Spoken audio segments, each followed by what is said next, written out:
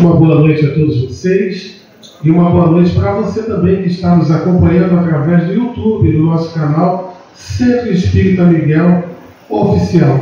Para você que está nos acompanhando aí de longe, vibrando, a espiritualidade recomenda que você pegue um jarro com água, um copo e coloque também nesse momento de mentalização e de sintonia com a nossa sessão, pois essa água será ingerida como remédio. Faz-se necessário também que você, em pensamento com a espiritualidade, com o alto, com Jesus, mentalize bem a sua situação, ok? Então vamos ouvir a página de preparação com a nossa irmã Rosana.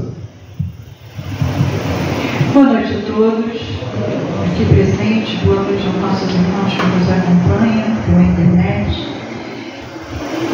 Do livro Fonte Viva, pelo Espírito Emmanuel, a lição 112, que tem como título Que farei? Que farei? Está em Paulo, em Atos dos Apóstolos, capítulo 22, versículo 10. Milhares de companheiros aproximam-se do Evangelho para o culto inveterado ao comodismo. Como dominarei? Interrogam alguns. Como descansarei? Indagam outros. E os roubos se multiplicam, estranhos, reprováveis, incompreensíveis.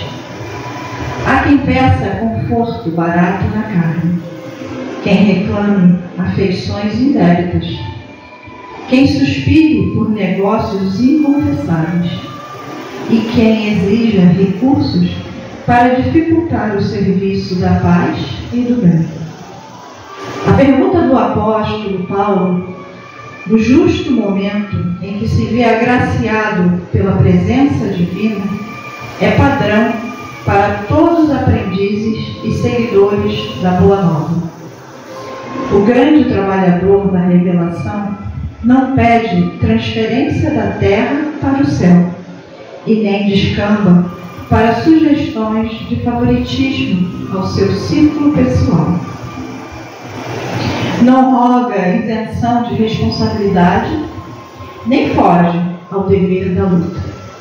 Que farei?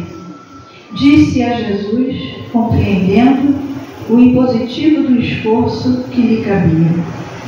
E o mestre determina que o companheiro se levante para a sementeira de luz e de amor, através dos próprios sacrifícios. Se foste chamado à fé, não recorras ao divino orientador, suplicando privilégios e benefícios que justifiquem tua permanência na estagnação espiritual.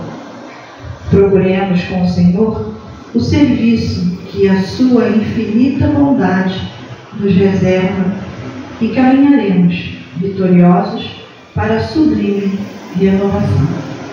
Graças a Deus.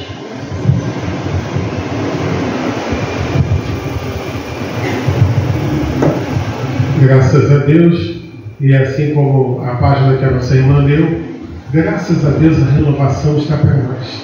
Então vamos elevando os nossos pensamentos a Deus, nosso Pai, a Jesus, agradecendo a eles a oportunidade de estarmos juntos nessa noite de trabalho, de estudo, de conhecimento, agradecendo também a espiritualidade amiga de nossa casa, ao Caboclo Catuíte, às irmãs Margaridas, a Miguel e aos demais abnegados trabalhadores por toda a sustentação de nossos trabalhos. Jesus amigo, aqui nos encontramos, estamos aqui de peitos abertos, sedentos de ouvir um pouco do Evangelho e já agradecidos pelas vibrações que chegam até nós, já agradecidos ao amparo dessa espiritualidade amiga. A casa nos traz paz, o ambiente nos traz leveza e nós, ao nosso turno, vamos dentro de nossos meios nos afinizando com tudo de bom que está chegando para nós. Sabemos que a concentração é algo ainda muito trabalhoso, mas estamos aqui. Tudo é desafiador no planeta Terra, mas nós não vamos desistir, pois temos certeza agora, estudando e aprendendo, que a luz é para nós, é para lá que nós vamos nos destinar. Mestre amigo, agradeço e peço por favor que leve o nosso agradecimento até Deus, nosso Pai, por tudo que Ele nos proporciona. Somos eternos pedintes e estamos a pedir para que nossa reunião transcorra contente. Por favor, toca a fronte da nossa irmã Inês, que fará conosco as reflexões desta noite. Trará para nós todo o seu conhecimento, as suas experiências e vai nos ajudar a nos pontuarmos, porque na verdade estamos aqui uns pelos outros. Esteja presente também junto com os nossos irmãos médiuns passistas. E assim, todos nós, mesmo sendo um grão de areia, fazendo parte desta grande obra. E sob a tua permissão, mestre amigo, estamos dando por iniciada a nossa reunião de fluidoterapia desta noite. Que assim seja. Graças a Deus. Graças a ti, Jesus. Vamos ouvir a nossa irmã Inês?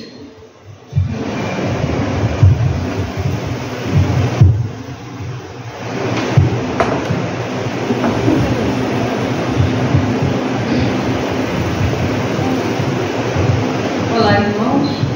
Boa noite a todos. Graças a Deus conseguimos chegar aqui, como relatou nosso irmão, é um privilégio estarmos aqui aprendendo, refletindo um pouco mais sobre os evangelhos de Jesus.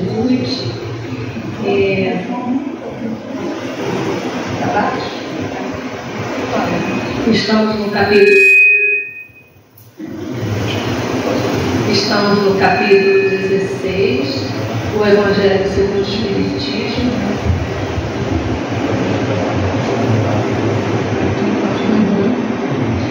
O capítulo que nós nos referimos é Não se pode servir a Deus e a Mamon. Então, hoje nós estamos no item 4, e na semana passada o nosso irmão Edson falou sobre a salvação dos ricos. Sempre que nós pensamos nos temas Não se pode servir a Deus e a Mamon, nós estamos falando da nossa dificuldade muitas vezes em abandonar as coisas materiais. Abandonar no sentido de valorizar menos, em detrimento das coisas espirituais.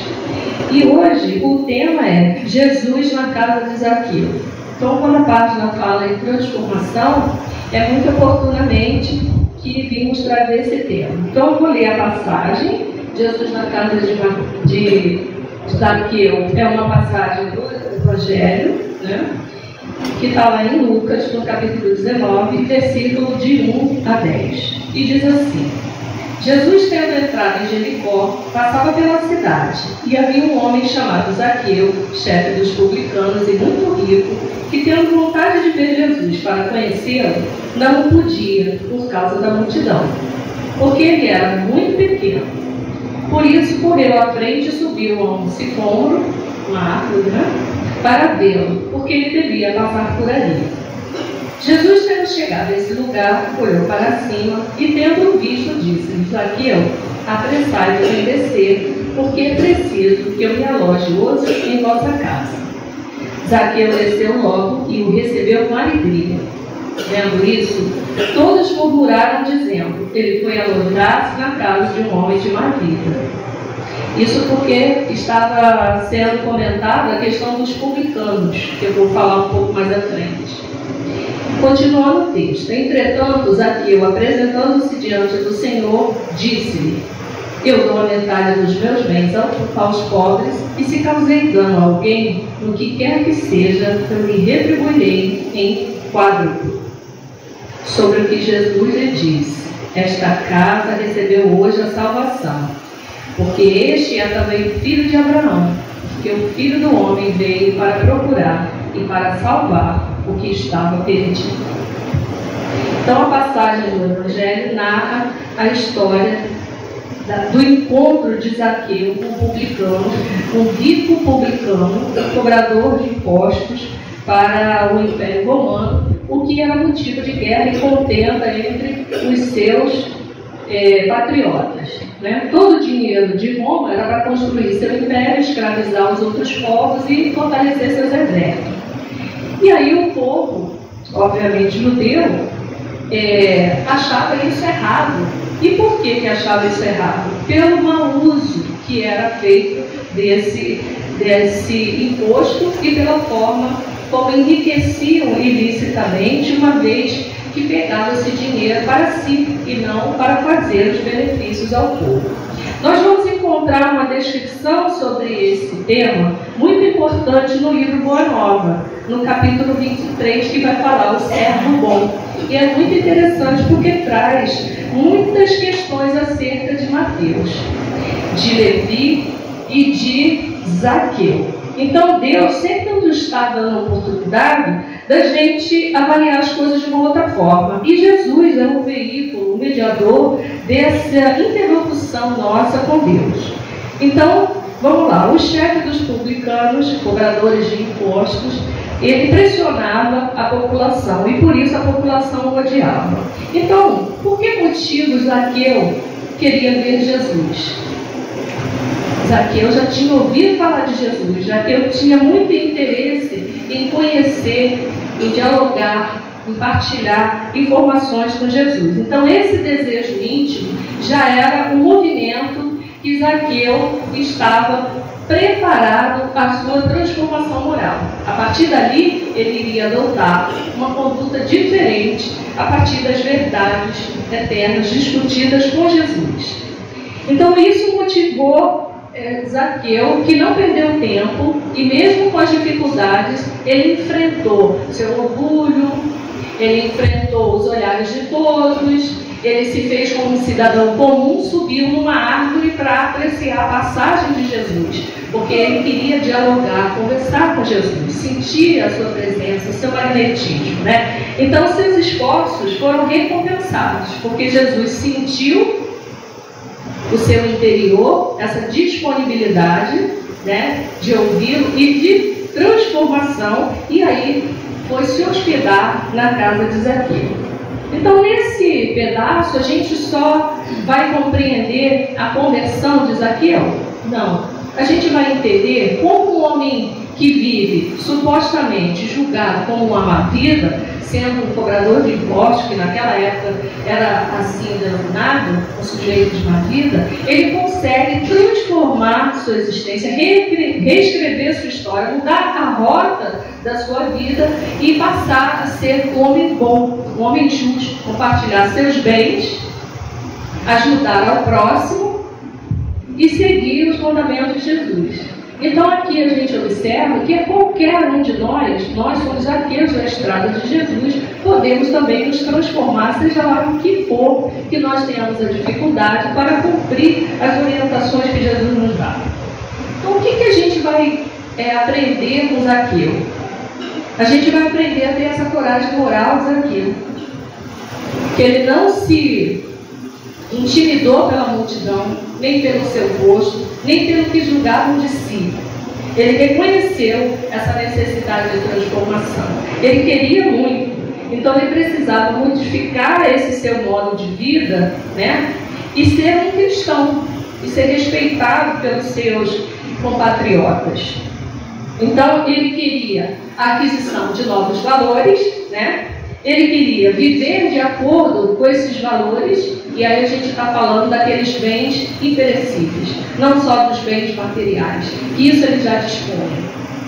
Porém, a maioria desses cobradores tinha sim o reconhecimento de uma popularidade, um poder, mas de forma ilícita, né? Porque eles aquinhoavam esses bens e aí compravam títulos e se colocavam, se projetavam na sociedade. Porém, os títulos de que Deus nos fala são aqueles da bondade, da mansuetude, da fé, da perseverança, da caridade. E isso, Zaqueu, em germe, já tinha sido. Por isso Jesus aproveitou a oportunidade para fazer esse encontro, né, para sensibilizá-lo. O que mais podemos aprender com Zaqueu? Podemos aprender a questão do auto-perdão, porque mesmo sabendo das suas imperfeições, ele não se furtou a se expor junto a Jesus. Quem é que teria coragem assim de se apresentar na frente de um espírito puro para dialogar sem nenhum estranhamento, sem nenhum drama na consciência ou vergonha, né, de ser desculpado descoberto em sua intimidade, naquilo que ainda não consegue superar. Mas Zaqueu, ele não perdeu tempo, nem com culpa, nem com auto-julgamento. Ele simplesmente focou no que ele gostaria de fazer, que era a sua transformação moral. Portanto, ele não se privou de estar ali com Jesus. Outro ensinamento importante é a humildade. Porque ele já reconheceu seus erros na presença de Jesus e já foi dizendo que ele recompensaria aquilo que ele tivesse prejudicado e assim também repartiria com os pobres o que ele tinha ameaçado. Mas aqui no livro Boa Nova vai contar que Zaqueu tinha vários empreendimentos, empregava muitas pessoas, compartilhava assuntos e era muito próximo dos seus servos, de modo que ele tinha um comportamento diferenciado. Então ele já tinha em si esse aprendizado, ele já estava pronto para receber aquela mensagem evangélica de Jesus. Por isso ele era tão sensível ao que ele ouviu falar do Mestre e seus ensinamentos. E o que mais podemos aprender com Zaqueu? Em relação à sua conversão, que foi rapidamente, uma vez tendo conhecimento, desejou, empreendeu esforços, começou a praticar no mesmo instante e seguiu. Então essa conversão rápida se dá com vários discípulos, inclusive Levi, que também era um cobrador de impostos, e quando Cristo o chamou, ele deixou ali o posto dele, um dos pórticos da cidade, e acompanhou Jesus. E o que isso quer dizer? Quer dizer que isso é uma prerrogativa para todos nós, onde quer que estejamos, fazendo o quê? De que qual maneira for, o dia que decidirmos seguir aos ensinamentos de Jesus, nós podemos fazer.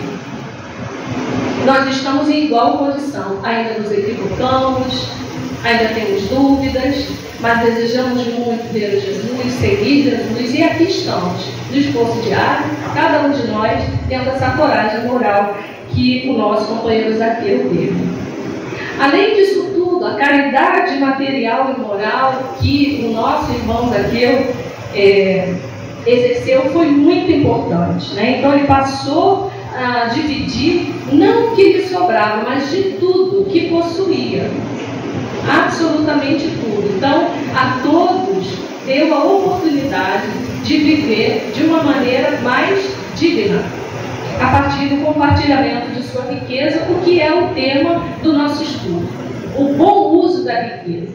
Mas a gente só consegue fazer o bom uso desses bens se a gente pensar no próximo, porque sabemos que as provas, riqueza e pobreza, são aquelas mais complexas, mas a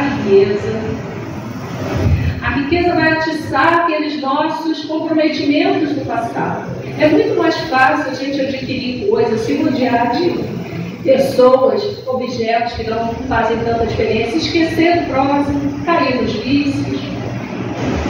Então a riqueza é bastante perigosa. Mas a função da riqueza, sabemos disso, os espíritos dizem, é para produzir o progresso da humanidade, é para auxiliar a humanidade, não para deixar todo mundo igual. Isso não vai acontecer, porque não somos individualidades, temos aprendizados diferentes, caminhadas diferentes, entendemos a riqueza de forma diferente, mas é possível, diminuindo o nosso orgulho, o nosso egoísmo, fazer com que as coisas sejam mais fraternas, mais equânimes. E essa é a intenção de Zaqueu, lá no seu íntimo, já na sua prática cotidiana. Ele não se limitava a ser só o Senhor, ele era também fraterno. Então eu aconselho, oriento que vocês deem uma espiada no Boa Nova. O desapego aos bens materiais é outra lição que essa passagem também nos traz, Porque a partir do momento que eu estou literalmente de passagem pela existência, tudo que eu usufruo ficará para outra. Então, não faz sentido amealhar e guardar, não produzir, não centuplicar o que eu recebi. Não faz sentido eu ter só para mim, guardar só para mim, só para o meu grupo. O meu grupo é o mundo inteiro. A minha casa é o planeta Terra. O meu pai é o pai de todos. E o meu irmão maior é o irmão dos meus irmãos. Então, sendo assim, o desapego aos bens materiais é uma das tarefas mais complexas para todos nós que aqui vivemos. Começando pelo nosso corpo material, que aqui também deixamos. Ele é específico para esse planeta, ele é formado do fluido desse planeta. Não vou carregá-lo para planeta nenhum, porque ele será moldado em outro planeta de acordo com o fluido do outro planeta. Então, esse corpo material, que é um veículo de aprendizagem, ele serve para essa existência. Então, quando eu utilizo ele de boa vontade, com consciência, eu tenho uma vida longeva e saudável, eu aproveito as oportunidades, eu dou o exemplo de um cidadão de bem, né? O homem de bem da sociedade, que compartilha, que seus atos servem para outros aprenderem com ele, e passa a ser uma referência, né? Então, veja bem, além desses aprendizados, de compartilhar a riqueza, de ensinar a fraternidade, a gente tem ainda a obediência às orientações de Jesus. Pode parecer simples, mas não é. Diz que ainda estamos aqui no nosso esforço diário, como eu disse, para obedecer à lei. Sabemos que toda vez que nós nos afastamos da lei, nós adquirimos um débito com a lei.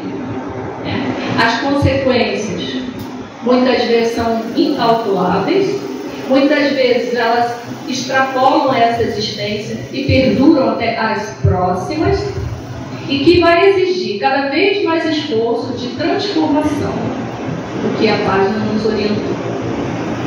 Essa confiança também, essa fé, que não só a fé humana, mas a fé divina, e sobretudo a fé no futuro que Jesus nos prometeu, é o que nos faz todo dia tentar ser um pouco melhores, um pouco mais compreensivos, um pouco mais fraternos, praticar um pouco mais de auto-amor, como a minha companheira aqui, Rosana, estava me orientando. É um esforço diário. Por quê? Porque às vezes entendemos que o melhor para o outro é o melhor para mim. Ou o melhor para mim é fazer o melhor para o outro. Mas cada um tem uma existência, é uma individualidade, e a gente se perde nisso. E Jesus sempre nos orientava: vai e não peques mais, para que não te aconteça nada pior. Pecar significa infringir essa lei divina. Outro ponto positivo de Zaqueu é a proatividade. Ele não esperou que Jesus dissesse um caminho, ele automaticamente disse: Senhor, dou a metade dos meus bens aos pobres, se causei dano a alguém, seja no que for, indenizo a 4 pontos. Quem de nós tem essa coragem também moral de pedir desculpas, de fazer essa reparação enquanto a caminho ainda com o nosso irmão? Que foi outra orientação de Jesus, né? Perdoa antes que parta dessa existência. Para quê? Para que essa dívida não role existências a existência e fique cada vez mais complexa, gerando aquelas obsessões que todos nós já ouvimos falar, que nada mais são do que falta de perdão. O amor que se transforma em ódio, em contenda, em duelo, mas que na verdade sofre. Enfim, Zaqueu foi aquele que praticou a lei de justiça, amor e caridade que Deus nos ensinou. Então ele colocou um indivíduo numa sociedade tumultuada e mostrou para a gente que é possível essa transformação a partir dessa conversão, isso é, desse entendimento da lei, desse cumprimento da lei e desse esforço que o nosso irmão fez em mudar a sua rota. Mas e com Jesus, que teve essa conversa com o mundo aqui? O que nós aprendemos nessa lição? Nós aprendemos que todos nós somos dignos do amor e da misericórdia de Deus. Todos nós somos dignos de receber Jesus em nossa casa, em nosso coração, em nossa vida, bastando para que a gente aceite, bastando que a gente reflita, que a gente reprograme a rota das nossas vidas, das nossas escolhas, dos nossos comportamentos. E a doutrina espírita nos auxilia muito nisso, porque vem trazer as vozes daqueles que já estiveram antes e já nos contam como é lidar com as dificuldades que tínhamos aqui no plano espiritual, onde o véu revela toda a grandeza, a profundidade e a complexidade das nossas ações. Então, todos nós que muitas vezes não se veem em condição, não se acham dignos ou não são vistos como dignos, eu quero dizer que independente do que são e o que fazem, Deus os ama. Jesus é o vosso irmão, o nosso modelo, o nosso guia. E mesmo que a gente não tenha conseguido fazer tal coisa, a gente já conseguiu fazer outras tantas coisas e deseja cumprir com outras propostas de crescimento e evolução. E Jesus age sempre com coerência e com amor. Não podia ser diferente com Zaqueu. Era publicano. Enriqueceu ilicitamente. O povo todo falou. Então Jesus não se deixou levar pelo julgamento dos outros, assim como nós também não devemos. Vai pro seu espírita de novo? Você é santo? Agora os espíritos que falam com você, né? Bom, desde que eu nasci que eu falo com o espírito. Estou vendo um monte aqui agora, todo mundo também está me vendo. Então é isso. Somos espíritos por hora encarnados e ainda seremos amigos e fraternos quando os encarnados forem. Será uma alegria revê-lo no plano espiritual quem ainda estiver aqui quando eu já não estiver. Porque pela ordem natural das coisas, os mais velhos partirão na frente e esperaremos com alegria aqueles mais jovens que chegarem, enfim. Mas é tão bom saber que temos para onde ir, o que fazer, quem nos ampara, quem nos receberá, e isso a doutrina espírita nos consola.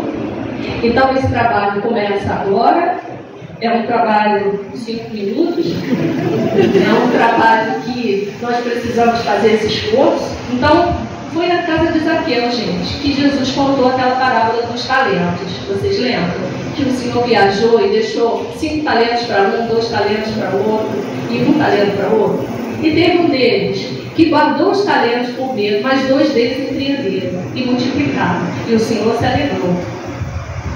E isso é muito importante para nós, que viemos aqui com vários talentos, né? Então, a ideia é que a gente multiplica. Todos nós e espíritos, onde quer que estejam, nas zonas ruralinhas, nas zonas abissais, nas cavernas, onde quer que estejam, são nossos irmãos, filhos de Deus, a caminho da perfeição, e cabe a nós essa transformação para ajudar na transformação desses irmãos. Porque nenhum de nós ficará feliz até que o último de nós esteja bem, esteja em evolução e crescimento, não é mesmo? Na nossa casa é a mesma coisa. A gente não descansa enquanto tiver uma ovelha desgarrada.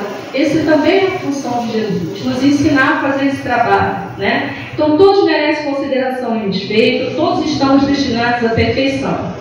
Condenar o erro, não compactuar com ele, mas ver sempre o que é o Filho de Deus em um processo de evolução. Isso é o que devemos fazer. Finalmente, vou trazer uma passagem aqui do Evangelho, do capítulo 16, que fala sobre o desprendimento dos bens terrenos, para lembrar que a nossa lição fala sobre isso. É o perfil de um homem que teve esse desprendimento. E Lacordaire vai dizer: o amor aos bens terrenos constitui um dos mais fortes óbices ao vosso adiantamento moral e espiritual. Pelo apego à posse de tais bens, destituís as vossas faculdades de amar, mas aplicardes todas as coisas materiais.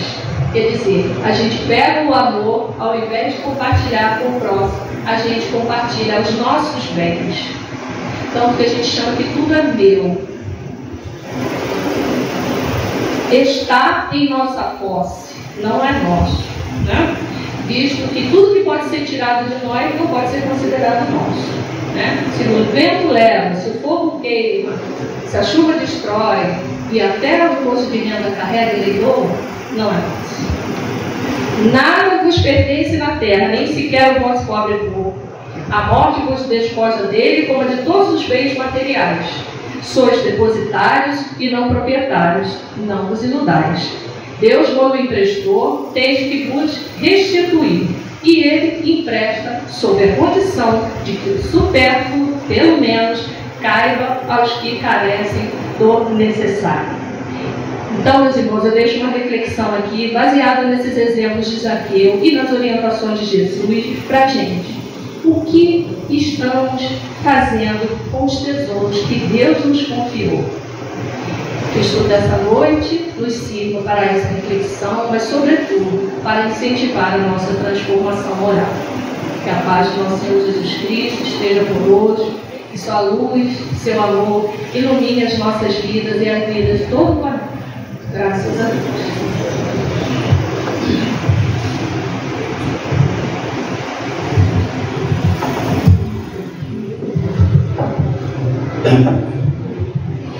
Graças a Deus, graças a Jesus por essa oportunidade, né? Que bom. Elevando os nossos pensamentos mais uma vez ao Mestre amigo, estamos a conversar com Jesus. Que presente, Mestre amigo, recebemos nesta noite, como em todas as noites de trabalho, ou em todo instante que nos encontramos nesta casa. Sempre recebemos tanto, muito mais do que damos. E muitos de nós, invigilantes, nem percebemos, pois precisamos de uma sutileza enorme para percebermos essas boas vibrações que aqui se encontram. Cada um da sua forma, cada um com a percepção que tem, vai angariando esses fluidos, captando-os. Fluidos esses traduzidos pela página de abertura, pelas preces, pelo ponto do Evangelho, como agora há pouco recebemos. Quanta luz, quanta vibração positiva, quanto trabalho de doação de cada um de nós e principalmente da espiritualidade amiga. Por tudo isso e por muito mais que ainda não consigo perceber, Mestre amigo, estamos a te agradecer e te pedindo mais uma vez que leve nosso agradecimento até Deus, nosso Pai, por tudo. Nós às vezes sintetizamos como por tudo, porque é tão grande a obra do Mestre, porque tão grande é a sua misericórdia. O nosso Pai é amoroso por demais, nos abraça, nos ama, nos cuida, e nós ainda não temos essa total percepção. Obrigado, Mestre. Por favor, que cada irmão médium passista que daqui a pouco estará atuando, receba a sua luz, receba as suas boas vibrações, as suas intuições, para prestar um bom trabalho. Cada um de nós, estejamos à mesa, estejamos na frente do estudo ou estejamos na assistência, somos um trabalhador da grande obra. E assim que possamos ser bons instrumentos. Obrigado. Que as tuas vibrações de luz e de paz estejam conosco hoje e sempre, como sempre sabemos que estão. E nós continuamos naquela tarefa de envidarmos esforços para estarmos vibrando na tua face. E com a tua permissão, estamos encerrando esse nosso primeiro momento da nossa reunião de fluidoterapia. Que assim seja. Graças a Deus. Graças a ti, Jesus. Quanta luz nesse